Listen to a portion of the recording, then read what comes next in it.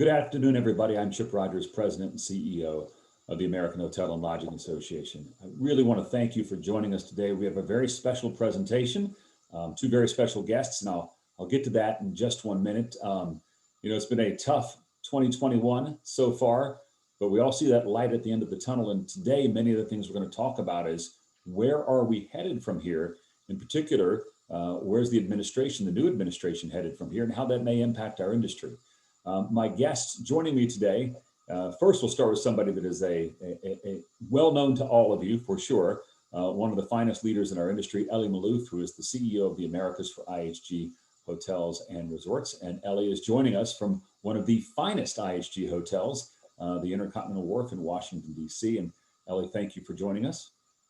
And later in the show, we're going to have Senator Chris Coons from the great state of Delaware. Now, why that is important? The obvious, he's a U.S. Senator. And what should also be obvious, being from Delaware, very close to Senator Joe Biden, longtime friends, colleagues, and of course, he will have an insight into President Biden that probably most people will not have. And he'll be joining us later in the show. The U.S. Senate is actually in votes right now. So this is kind of a real-time action thing. But before we get started, I do want to say thanks to the sponsors of these forum events. Now, the forum events are really meant to bring to you the best and the brightest in leadership to really talk in depth about issues that you may not hear in 5-second news bites and other type sources. And we want to thank those who make this possible, because without their support, we wouldn't be able to bring this to you. So our sponsors for 2021 for the forum series include Food Buy, Hodges Ward Elliott, and Spencer Stewart. So before we get started with Elie and then later Senator Coons, this is our first broadcast since the passing of a giant in our industry, Ernie Sorensen. We continue to think about Ernie. He's in both our thoughts and prayers, and the entire Marriott family and everyone who knew him so closely. And when we think about the challenges that we as an industry face right now, we need leaders like Ernie Sorensen, probably more now than ever. And so his passing has left a big hole in our industry. We'll all survive and we'll get past it, but his legacy will live on for a long, long time. And we thank him for all the incredible sacrifices that he made to make this industry so special. Now with that, first I'm going to introduce Senator Coons, even though he's not with us. And then, of course, Elie Malouf. Senator Chris Coons is a real champion for our industry, and he has been for quite some time. He was elected back in 2010, which seems like a lifetime ago now. He spent his career in the Senate really working on issues across the aisle, and a lot of those issues focused on small business. He serves on the Senate Appropriations Committee, the Foreign Relations Committee, the Judiciary, Small Business and Entrepreneurship Committees, as well as the Ethics Committees. In recent months, he has been instrumental in helping our industry. He actually wrote the section of the CARES Act that provided $12 billion in debt relief for small businesses with existing SBA loans. He was one of 3 authors of the bill to fund a second round of the PPP that has been so critical for so many of you. And he has focused a lot of attention and leadership on the issues of the SBA's programs, especially the Signature 7A program and the 504 program that I know are so important to our industry. And again, Senator Coons will be joining us in a few minutes as they're voting right now on the Senate floor. But now let's go to Elie Malouf. Again, no stranger to our industry, one of our great leaders, and a valuable member of AHLA's executive committee. Elie is the CEO of IHG Hotels and Resorts in the Americas region, based in Atlanta, Georgia, though he's joining us today from the Intercontinental in Washington, D.C. He has led this organization for quite some time, which oversees nearly 4,300 hotels and resorts spanning the U.S., Canada, Mexico, Central and South America, and the Caribbean. Elie's experience in the industry includes nearly 15 years at HMS Hotels Corporation, where he held roles as president and CEO and was a member of the board of directors. Before HMS Host, Elie spent 8 years at Weyerhaeuser, a real estate company, and prior to joining IHG in 2015, he was a senior advisor with McKinsey & Company. So Elie, I know you and I have been friends and known each other for a long time. And first, tell me how you're doing. How are things with Elie Malouf and the team at IHG? I'm fine, thank you, Chip, and it's good to see you. We're trading places today. You're down in Atlanta, I'm up in DC. Sometimes that happens between us. Well, first, I want to go back to your reflections on Arnie Sorensen. We're still all filled with sadness and sorrow for that loss, and really want to extend again my sincere condolences to the Marriott teams, to his family. Um, when I was joining this industry 6 years ago, I sat down with Arnie to get his thoughts and reflections. And I mean, you all know his unbridled optimism and passion for the industry, and it's just infectious. And it was a great way for me to get started. I remember the warmth and sincerity and welcome that he brought to everybody and to myself. Then um, he left a huge impact, and one that made a huge difference for our industry and for society. I do want to wish his successors at Marriott really the best in filling those shoes and leading that organization and its people and the industry to new heights. So again, still filled with sadness and sorrow, and our deepest condolences. Um, you know, how are we doing? We're recovering. I think that's the word that I'm really thinking about. Chip, last year was crisis management. This year we look forward to recovery management, and I know we want to talk about that for quite some time today. Also with the senator when he can join us. Yeah, absolutely. And then I think again we share all of your exact thoughts on Arnie and the team at Marriott, and they're struggling with a monumental loss as we all are, but they will get through it. They have a lot of great leadership, especially the newly appointed folks who will lead Marriott from this point forward. Let's talk about quickly a little bit more about you, some of your thoughts, and this being a leadership series. You're doing something interesting, and I know you've been doing this for a while. You visit a lot of your properties and work from there during the day during the pandemic, as you're doing right now at Intercontinental. What's that like, and kind of what's the team atmosphere there? Well, Chip, one thing that happened due to this pandemic is a lot of things that we used to love to do and gave us a lot of energy, which is working with our colleagues in offices and hotels, going to industry meetings, just like we'd be now together. We were just uh, prohibited from doing that. We couldn't do it anymore. And so we really had to shift to a lot of virtual work.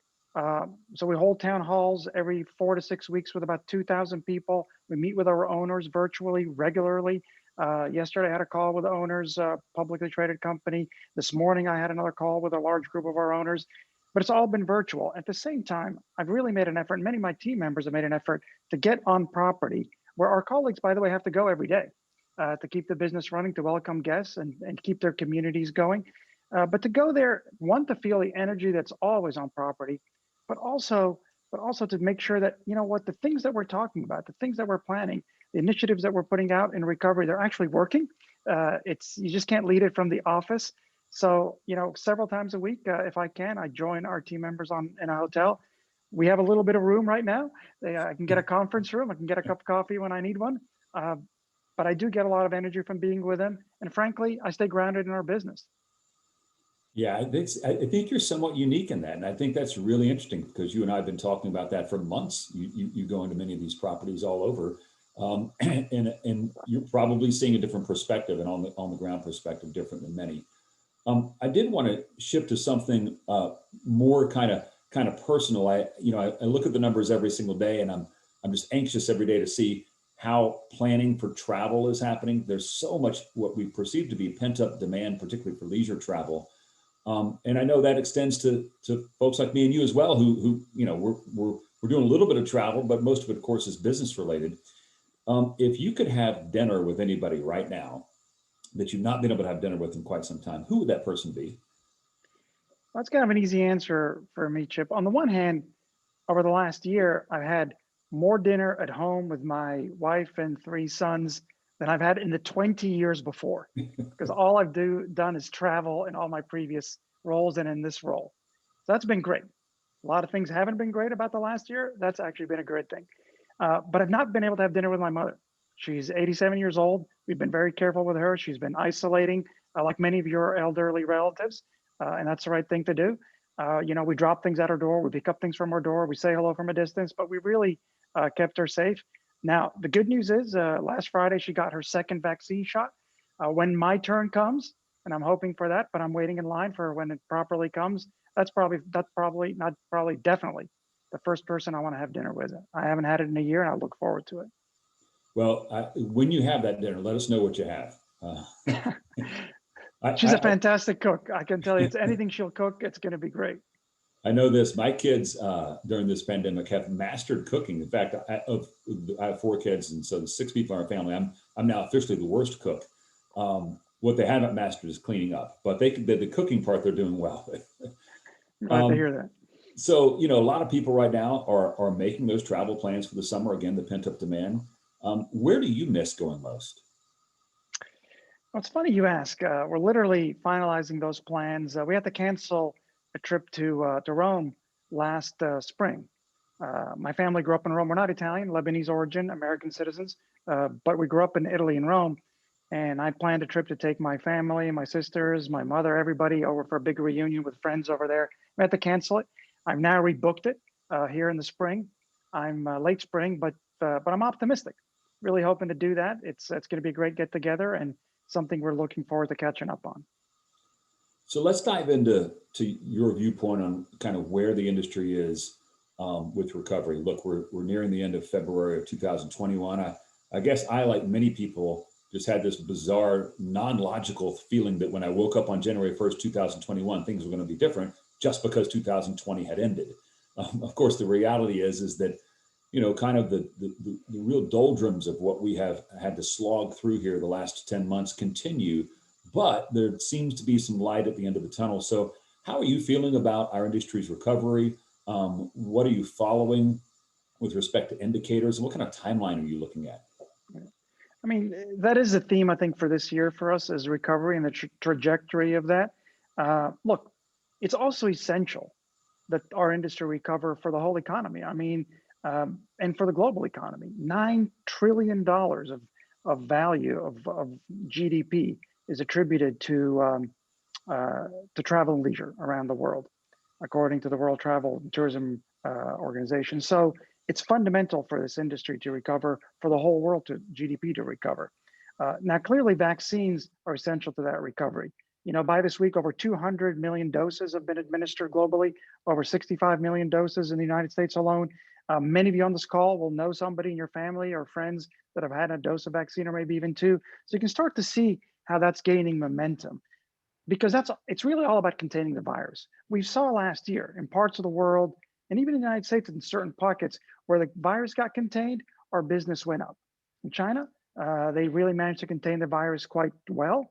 And our industry and industry in general recovered pretty well. In Europe and the United States, we had some recovery during the summer. Then when infections rose again in the fourth quarter, we saw things stall. So we do know there's a very clear correlation between containing the virus and getting our industry and all of industries to recover again. So the combination of vaccinations, still really following the diligent and vigilant processes and policies of the CDC, recovered cases, sadly, 500,000 people have not recovered. And we'll always remember that and never forget it. But most people have recovered and they bring a level of immunity. And the warmer weather that we're experiencing, we talked about earlier, the combination of those things should lead us to recovery into the spring. And that will reduce the spread of the virus, give people more confidence into travel. So I think that's the first step. Now, this is happening in different stages around the world. Look, I speak to colleagues and friends in Asia and in Europe, to relatives in the Middle East, to business partners in Latin America, and all our owners around the United States. It's happening, but at different stages around the world. Now, let's step back, Chip, and remember this. The fundamentals of this industry were good, were very good before this pandemic, and they fundamentally haven't changed. It's growth in GDP in the United States and around the world. It's growth of the middle class. It's access to air travel. Now, this pandemic has interrupted those tailwinds, but it's not fundamentally changed them and impaired them. 2019, let's not forget, was a record year for this industry before the pandemic. So we're confident that over time, the industry will recover. There's still a huge appetite for travel. We just finished a survey of over 6,000 people in the US, the UK, and Australia, and over half of them are planning or have already planned to rebook travel that they, didn't. I just told you about my story with my family. And you know what? Different parts of travel will return differently. Leisure first, domestic first, but business travel will return too. I mean, the death of business travel has been greatly exaggerated in our point of view. It'll take some time, but the fundamentals for business travel are still good. It may not be the same one-day trip for a 2-hour meeting all the time, but global corporations, small businesses still need to meet in person. if you look at the corporate customers that we have for our industry in this country, yes, we've been hit pretty hard as a travel and leisure industry. But our customers, whether it's in construction, energy, technology, transportation, ex-airlines, essential retail, they're doing very well. And that's a good thing for our industry because it means that they have the resources and the willingness to travel when restrictions are lifted and they feel safe to do it. So we're optimistic that business travel will recover too. So the good news is that our corporate customers are in good shape, that leisure travelers really want to go and are going to, already making plans to do it. So I think we've seen the worst and we're getting into the recovery from here. Speaking of the recovery, some of the information that I'm seeing shows enormously strong recovery in places like Florida for leisure travel as early as this spring. Now, again, business travel, as you noted, will return at a little slower pace, but the leisure travel really seems to be picking up in Florida. Are you seeing pockets kind of in the IHG network of where travel is beginning to pop up earlier? Okay, we have had a long track record of not giving guidance, and we just released our results for 2020 in the fourth quarter on Right. Tuesday. What I can tell you in general, what we saw last year, and we've spoken publicly about it during that recovery in the summer, we saw pockets, really almost all of Florida, not just pockets in Florida, almost all of Florida up into the Panhandle, warmer parts of Southern California, mountain resorts, anywhere along the coast, frankly, on the East Coast and on the West Coast really do quite well. Those were the destinations that people were looking to.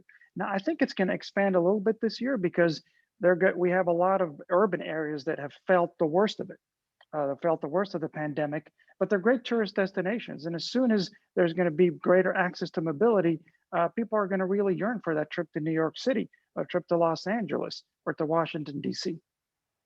Yeah, I was just talking to my wife about that, about the cherry blossoms. It would be weird to be in DC with cherry blossoms blooming and no one there to witness them. So hopefully with the really nice weather, that can happen again. Because I know Washington, DC, like many as urban areas that you just pointed out, have been hit hardest over the last 11 months. Let's switch gears a little bit today. I know we're going to talk to Senator Coons, obviously, about public policy and his role in that and some of the issues he has championed. But IHG has been a champion on many issues as well. And in working with your small business owners and your franchisees, you've done a lot to help keep people afloat. Can you tell us a little bit about some of the efforts of IHG? Yes, Chip, and look, many of these efforts we've worked on together with other leaders in the industry and other owners in this industry. This has been a historic crisis, and our owners felt it as bad as anyone, especially with the fixed costs and the debt service that they have to carry. So we're very sensitive to that. And look, throughout this pandemic, we worked very closely to support them. I tell you, the first thing that we all did, and you helped us with that too, is really protect the health and safety of our colleagues and our guests on property. And we worked together to put out the Stay Safe guidelines and each company adopting those. So there's confidence in the entire industry that staying in hotels and traveling to hotels is a safe thing to do.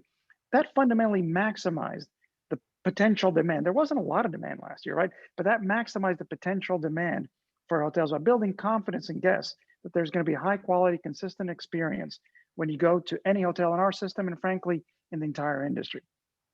But then, as you mentioned, we provided meaningful cost reductions, targeted fee relief, and standards relaxation. I think we've relaxed nearly 100 standards to share in our owners' pain out there and make sure that we really kept our services to the essential ones for travelers.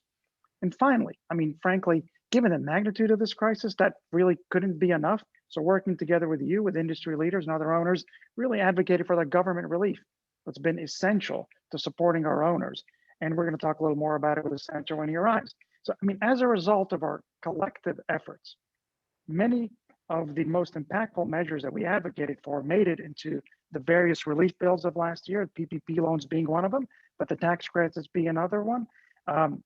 That support has been essential because this journey's been longer than we thought, right? When COVID hit us in March or April last year, people talking about 3 months, 6 months, the summer, the fall. So we built various spans of this bridge together, always thinking, 3-6 month spans.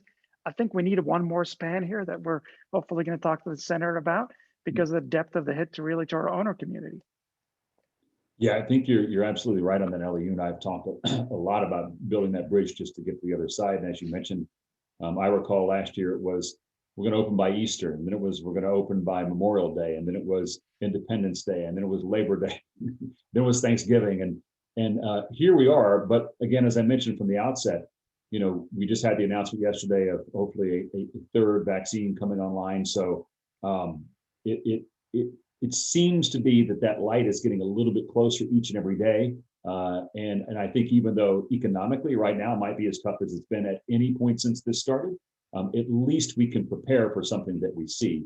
And we didn't have that vision maybe 8-9 months ago when we just didn't know when this was going to end. No, I think the solutions we have now, the vaccines and the treatments we have now are really conclusive. They're going to get us to the other end. So now I think we have to be ready for people coming back. We have to be ready to capture that revenue, to make sure people are safe and treated well in our hotels so that they keep coming back after that first impression. You've been locked up for a year. You take your first trip to a hotel. It's really incumbent on all of us in the industry, brands, operators, and owners, to make sure that those first experiences are really ones people want to repeat. So our focus is really shifting now to capturing all that revenue for our hotels and for our properties. Well, I see that Senator Chris Coons has joined us. Senator, we read your lengthy bio earlier, so I won't do that again. And I know you were voting, so thank you for doing that. Hopefully it was something good. It was. Good. Look, Hello, you've Senator. been such Great to see you, Elie. You've been such an amazing leader for our industry, and we want to thank you for that. You're one of the guys that we like to say actually gets it, and we're very appreciative of that. But something you also get is our president, who you've known for a long, long time. Right out of the gate, there have been a lot of executive actions, which everyone anticipated. But now really some of the toughest work begins. And I know your perspective, your friendship, your relationship with him gives you a little bit of an insight. What is it that the president really wants to get right out of the gate? Oh, well, thank you, Chip, and thank you, Elie. Thank you to all the members of AHLA. It's wonderful to be with you again. I know there's some great Delawareans on this call as well. And I had to start by taking a moment. Ernie Sorensen was not just a professional friend, not just someone who I admired because of his business savvy and his leadership of the largest, in many ways, one of the most iconic American hospitality brands. He was just a really kind and good and decent and engaging person. My own father passed away from pancreatic cancer. When Ernie was diagnosed, we had several long conversations about his prospects and his treatment and his care. And so I just wanted to open by saying we've lost a really great leader for the industry, and also just a great human being, a really good and decent person. And sadly, that's, in some ways, a reminder of every conversation. President Biden, Vice President Harris just did, and the Senate and House just did, a commemoration for the 500,000 Americans who died in this pandemic. The conversation I was on just before this one, before I ran to vote, was with Dr. Fauci. And I've talked repeatedly with Dr. Fauci, Dr. Collins, head of NIH, the leaders of FDA and CDC, about vaccine delivery. Your question to me, Chip, was what is it that President Biden most wants to get done? And I will tell you, he is obsessed with getting through this pandemic, listening to the scientists, amping up production of vaccines, getting them distributed and available to Americans, fixing the problems that were never solved around PPE and PPP access and quality and certifications, fixing the issues around medical care that were not fully addressed. So Joe Biden is bipartisan in his guts. It's what Delaware expects of their elected leaders, and it's who he is. But he also has a sense of urgency about delivering relief that is moving us towards what I hope is not going to be a Democrat-only path forward on this relief package. But if it is, it's because of his sense of the urgency.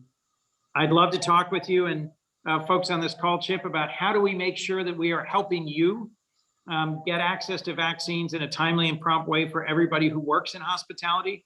By getting Americans vaccinated, we are closer to the day when we can all safely travel and re-engage with travel and with the positives that brings, not just to your industry, but to our whole country and world.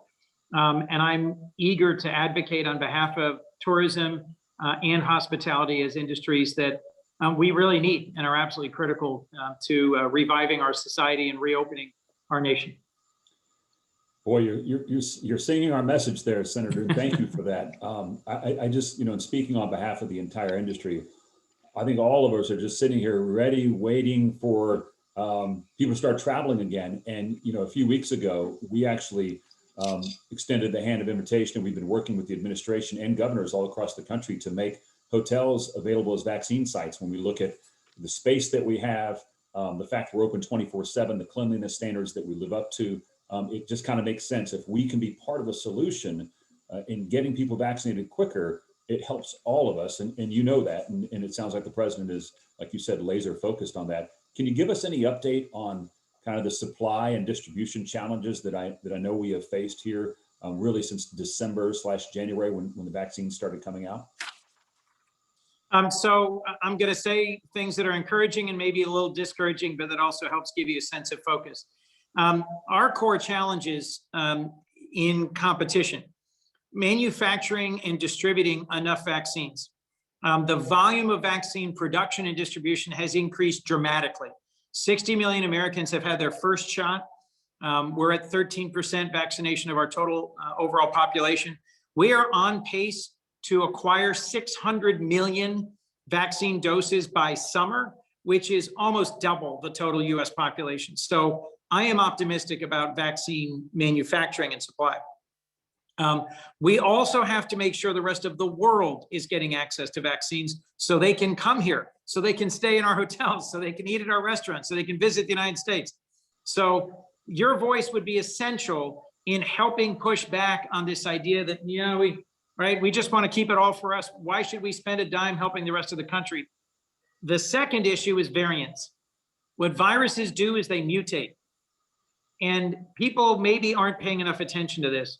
There are variants of COVID-19 that have emerged in Brazil, in South Africa, in the UK, in New York, just announced this morning. Because the more cases there are, the quicker the clock speed of mutation.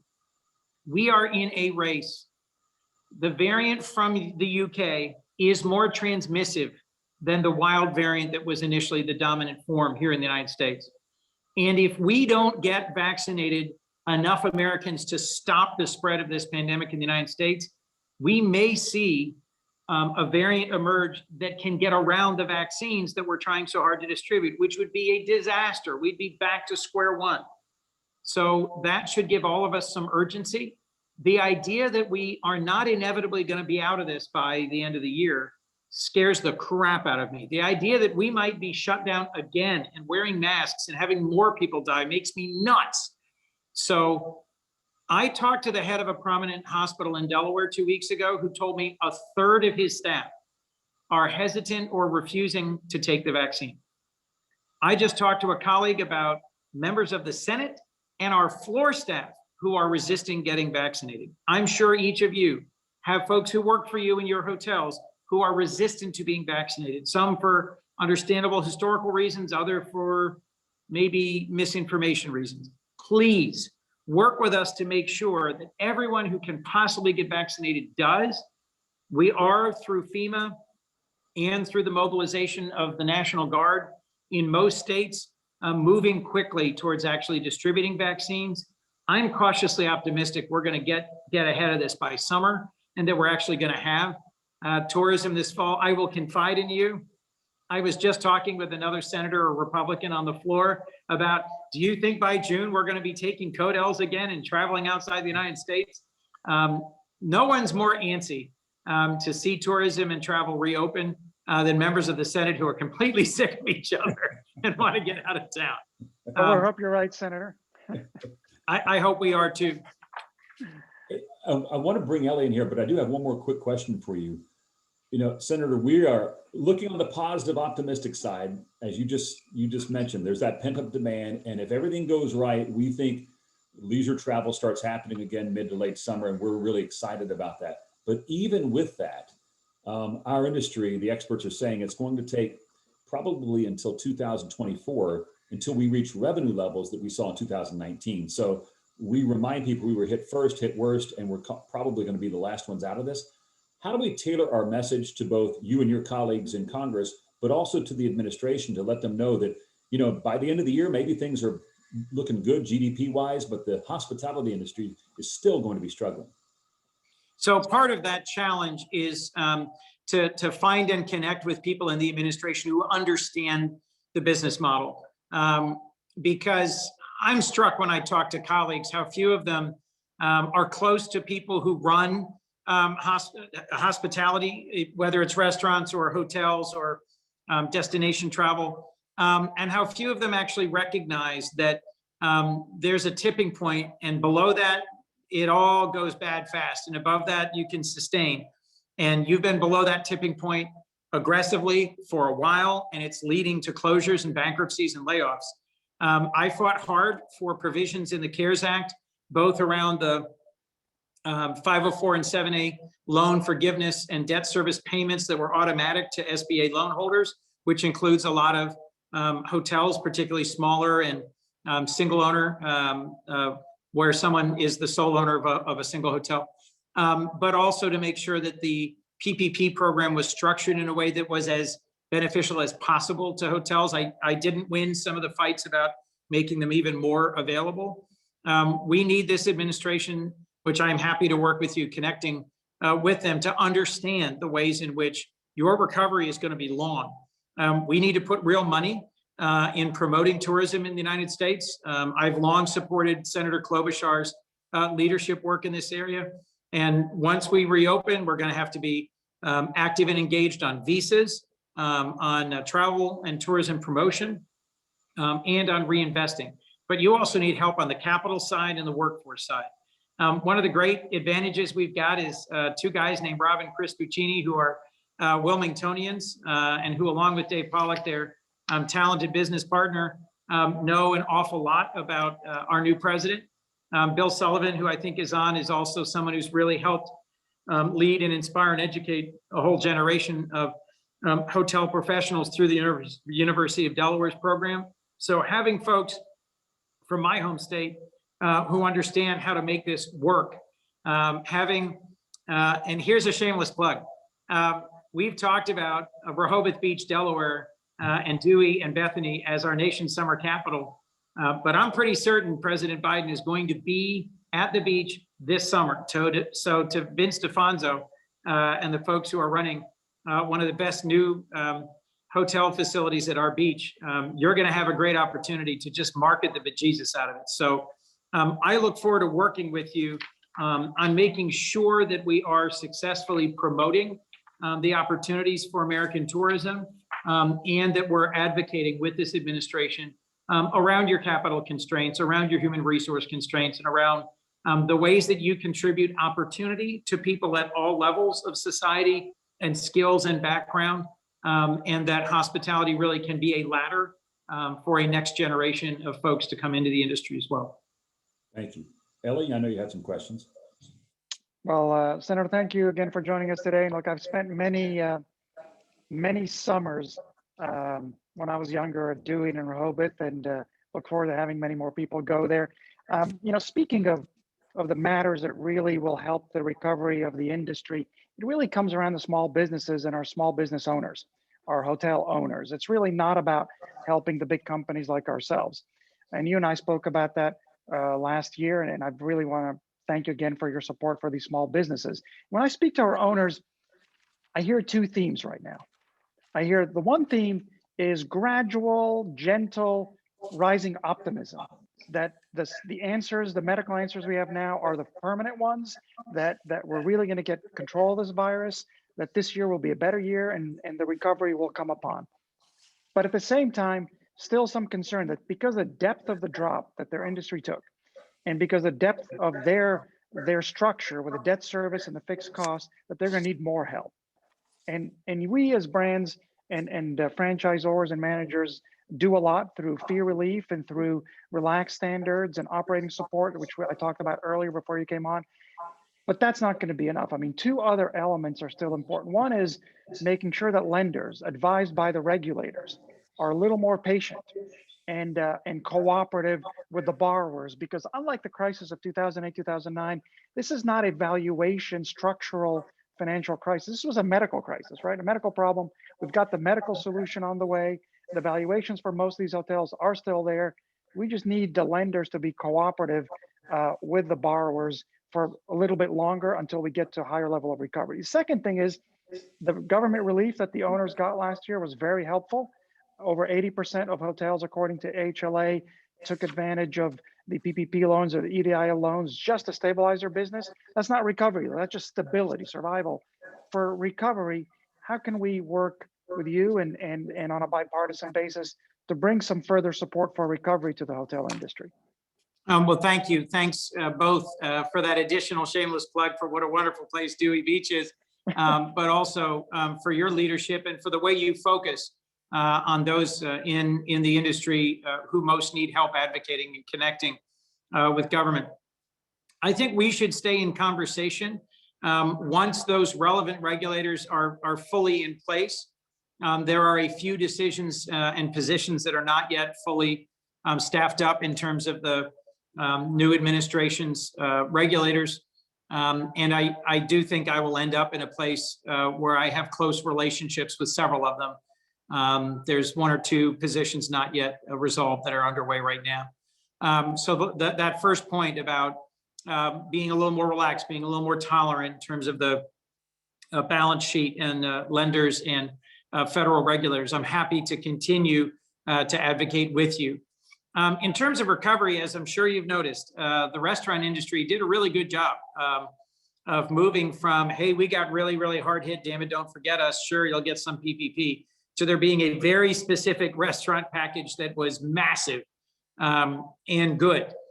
Making sure as we navigate this bill and then the recovery bill, that there is something comparable for hotels is of genuine interest to me and something we should be talking about, because for better or worse, this is one of the worst public health events the worst public health event in a century. It's going to leave lasting scars in our economy.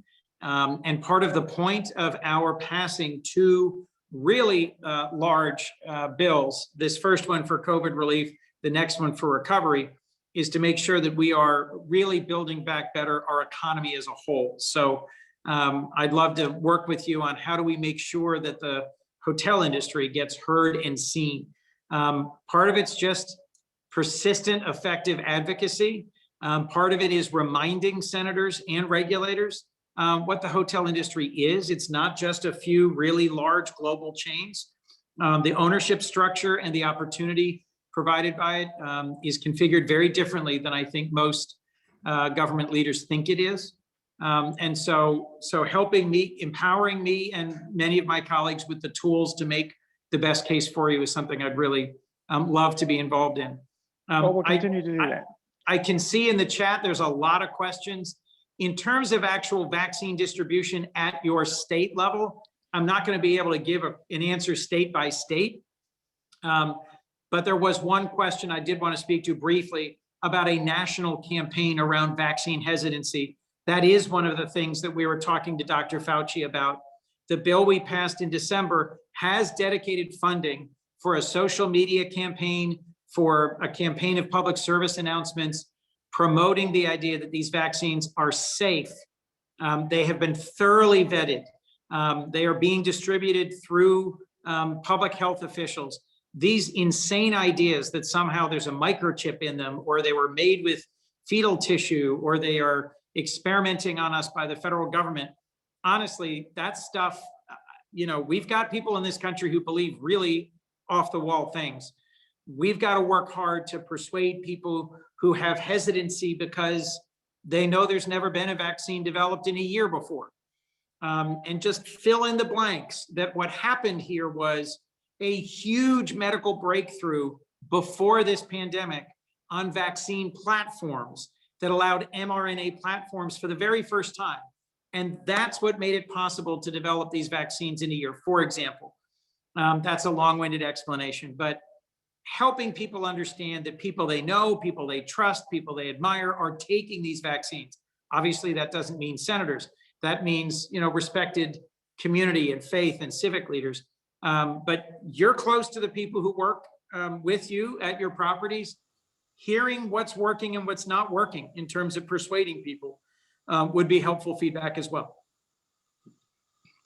Well, you have our commitment to do whatever we can in the campaign and beyond to really expand the vaccination. I'm not sure we're going to come to a point of mandating vaccines in this country or in our organizations, but you're going to have a ton of encouragement because it's fundamental for the national recovery, for our industry recovery. Just back one point on the economic recovery. I heard the Treasury Secretary talk, I think this morning or yesterday, about really the goal to get unemployment back to where it was, closer to 4.5%.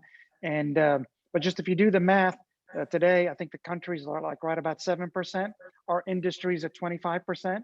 So it just Right. tells you, that you cannot get back down there to full employment if we don't get our industry back to a normal level of employment. So the recovery of the hotel industry is actually essential, not just for us, but essential for the administration's goal and for the national goal to get back to full employment. And part of it is getting everybody vaccinated. So I think it all fits together. It does. It does. And I'll tell you, one of the things that I have found really encouraging in my meetings with President Biden is the extent to which he is relentless. He is focused on this. He is not, chasing he's not talking about every subject under the sun, beginning, middle, and end. He wants to know, how do we deliver vaccines? How do we get people back to work? How do we reopen our schools?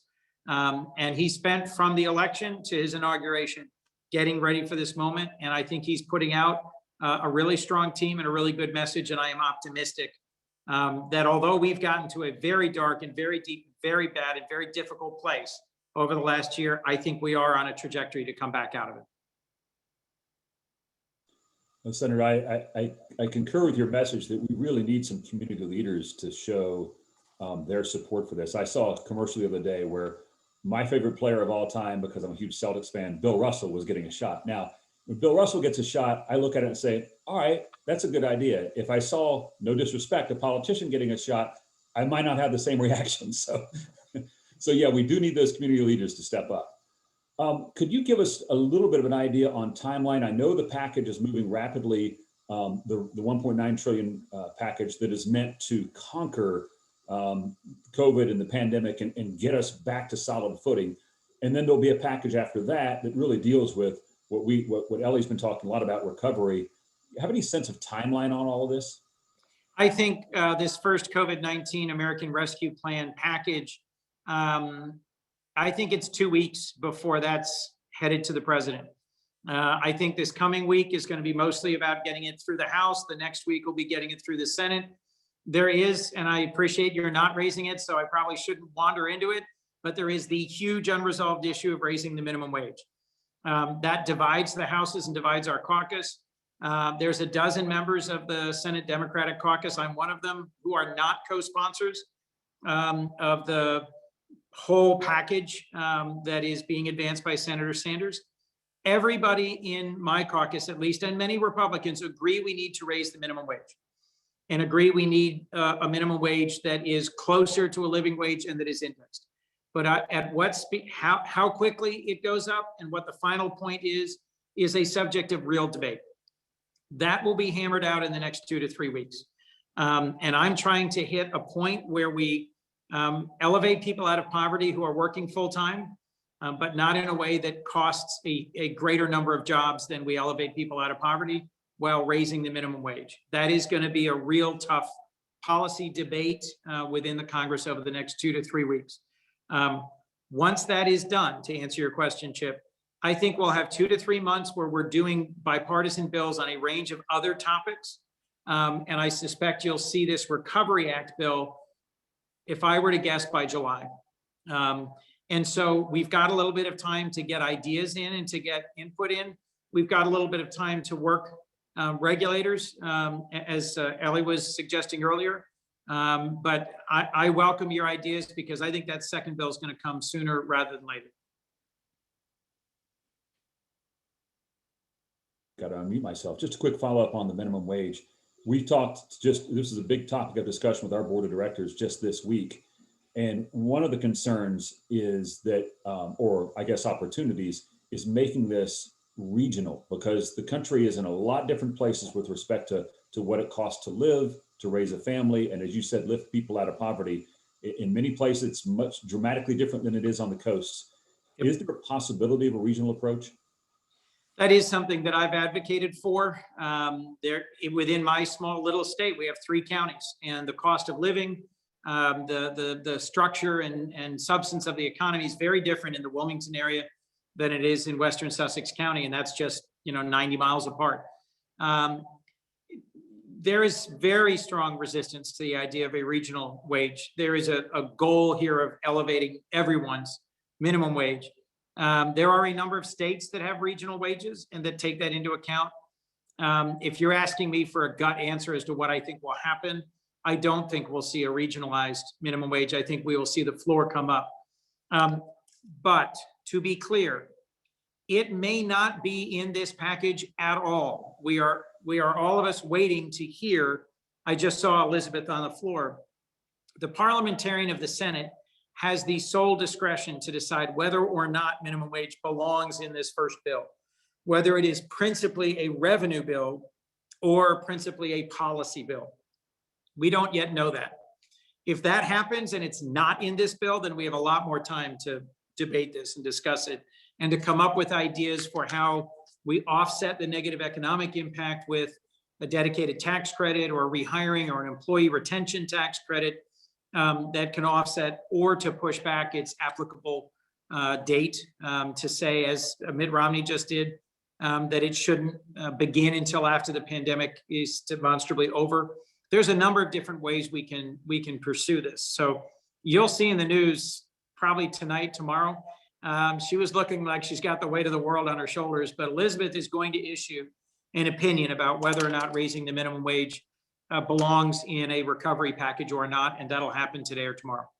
Well, Senator, I mean, irrespective of how this goes, we appreciate, first of all, your openness to bring the topic up and your thoughtfulness in how you're approaching it.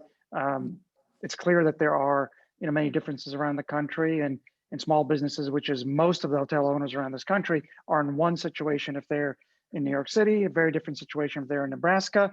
We want to raise everybody, but we don't want to lose jobs in the industry or in the economy. So we don't know specifically what the answer is. Our industry has been very supportive of the increased unemployment benefits, of all the support that our colleagues have benefited from the government, despite the terrible situation they were put in. And so we really do want to lift everybody. We want to make sure that it is actually a lift.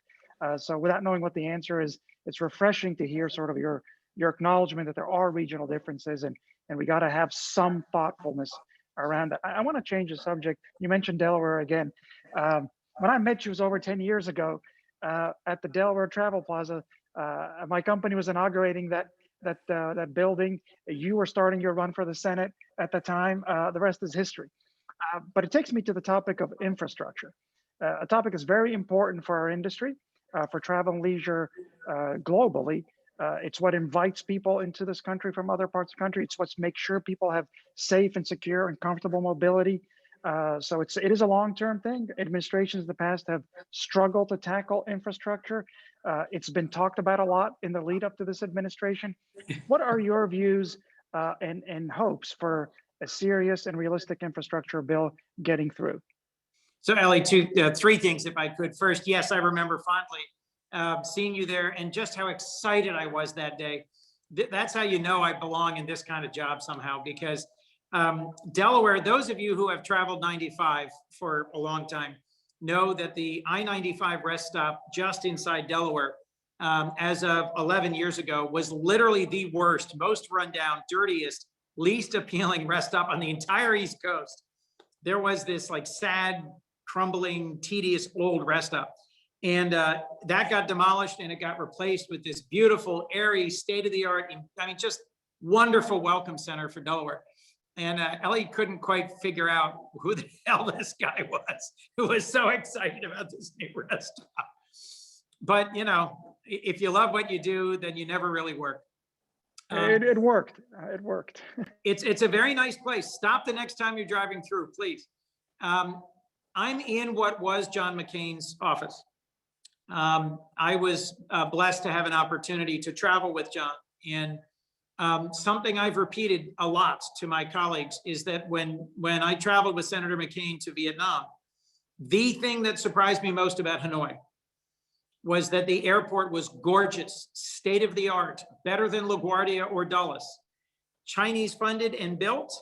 I mean, 30 minutes outside of Hanoi, we're looking at people, using ox-drawn plows for their fields. But in downtown Hanoi, they have gorgeous state-of-the-art infrastructure. And that's true for dozens of other countries around the world. We have underinvested in our infrastructure for decades. When it seemed likely that President Biden would be President Biden, I went and met with Mitch McConnell, then the majority leader, and who we thought might stay the majority leader, to ask what he thought we could work on together. Infrastructure was his #1 item, and I agree. The devil is in how do we pay for it? 2 quick thoughts. One is that when I was county executive, anybody who is a mayor or a governor, you've got a capital budget that is separate from your annual operating expenditures, and you bond it and you pay for it over a decade. We really don't do that in the federal government. We pay on a cash basis for all infrastructure investments. And I was just talking to Governor Rendell of Pennsylvania the other day, former governor, who was saying, why can't we do that? Why can't we use the power of private capital and of bonding authority, put up $400 billion and get out of it $4 trillion by coming up with a separate capital budget and a separate infrastructure finance authority? Second, the businesses, and again, I don't mean to upset anybody. In my view, what I've heard from CEOs who I've been talking to is that the businesses that absolutely essentially depend upon infrastructure would be willing to help finance it as long as we came up with a way that it was clearly, exclusively dedicated to infrastructure. Think of every trucking company in America, every company that moves freight by rail, every company that depends on people moving from place to place. We cannot go another decade without investing in this. And my senior senator, Tom Carper, is the new chair of the Environment and Public Works Committee and is already trying to work through how do we pay for infrastructure. I think it's an investment that pays off. I think it makes us more competitive. I think it helps connect us as a country. It creates jobs that can't be outsourced, that will be performed by Americans. I am really pushing President Biden to be bold in an infrastructure package and to start by consultation, which has already begun. He met with a whole group of CEOs just 10 days ago. But the CEO of Walmart came out of that meeting saying, yeah, we'd be willing to contribute to the cost of infrastructure if we knew that's what it was getting spent for, because it's so essential to so many businesses that we do this. I'm going to take the train home to Delaware this evening. I'm going to go through a tunnel that was built in the 1870s and over 2 bridges that are more than a century old. When I've taken trains around Europe and around Asia, they are state-of-the-art, modern, swift, clean, efficient. Not all of those words apply to American infrastructure. We need to fix that. Well, Senator and Elie, look, I feel like this conversation could go on for hours, but I know you guys have a country to run and a global corporation to run. But I do want to, if we can close on something really positive. This has been a positive discussion, and I want to thank both of you for participating in it. In the midst of a tragedy like a global pandemic that lasts this long, and Senator, as you talked about 500,000 Americans who have died because of this, there are some stories of hope, stories of heroism, stories that inspire us for when we come out of this. Do either one of you, or actually both of you, I'll ask Senator Coons first, have any of those uplifting, inspirational stories that you've seen has come out of this over the last 11 months? I've got so many, it'll be hard to choose. So I have a number of friends who are frontline workers, who are nurses or orderlies or paramedics, folks who, they didn't have any choice. They had to go back to work. They have to keep doing it. And well, I guess they do have a choice. I don't mean to be disrespectful. They could stop doing it, but it's what they're called to do, and it's what they're trained to do, and they do it. And there are literally tens of millions of people who get up every day, suit up, get back out there, and take on tough challenges. I'm going to mention one guy, Butch Tunis. I've mentioned a bunch of Delawareans, the Buccinis and Vince Stefanzo and Bill Sullivan, but Butch Tunis, who now goes by his grown-up name, George Tunis, forgive me, we knew each other in high school. He has a small manufacturing business in the Eastern Shore of Maryland, where he makes armor for a body armor for the U.S. military, or for Humvees for the U.S. military. And his contracts dropped off, and he decided to retool his plant to manufacture face shields about a year ago. And he reached out to me 6 weeks ago and he said, you know, we've produced millions and millions and millions of face shields. We're exiting the business and I have an extra 400,000 that I would like to donate.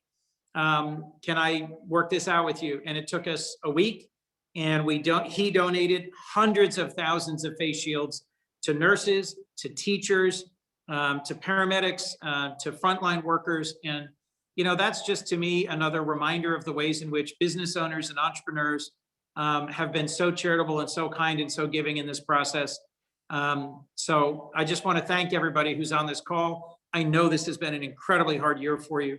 And I very much look forward to working with you as we find a way back out of this together.